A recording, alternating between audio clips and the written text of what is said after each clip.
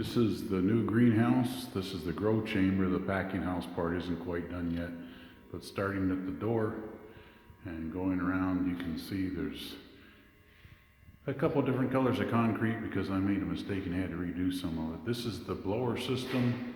The air comes up from the stone bank underneath and it's distributed through this duct manifold and going around to the back side.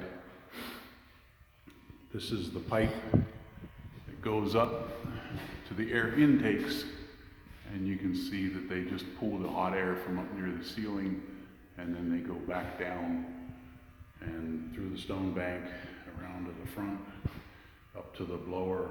There are outlets spaced around the outside. The glazing wall is a triple wall polycarbonate and it's supposed to allow about 75% of the light in.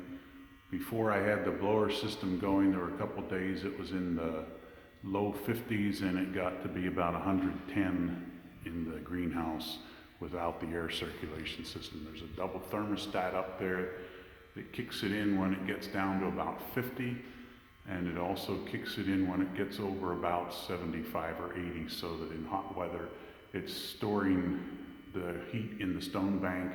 When conditions are cold, it brings some of the heat up and distributes it through the greenhouse. The work lights up at the top you see are the LEDs. They look like fluorescents, but they're actually LEDs, and those are on a regular switch. The two metal halides are on a timer switch so that I can set them to increase the length of day for the plants. Everything's done in conduit and everything's sealed up as best I can do it. This is a fairly damp environment, even with no plants in here and no water. There's enough moisture condenses out of the air going through the stone bank that moisture control is pretty significant. You can see the front of the floor here is wet most of the time, and that's condensation that forms on the inside of the glazing wall, runs down to the sill, and then drips off onto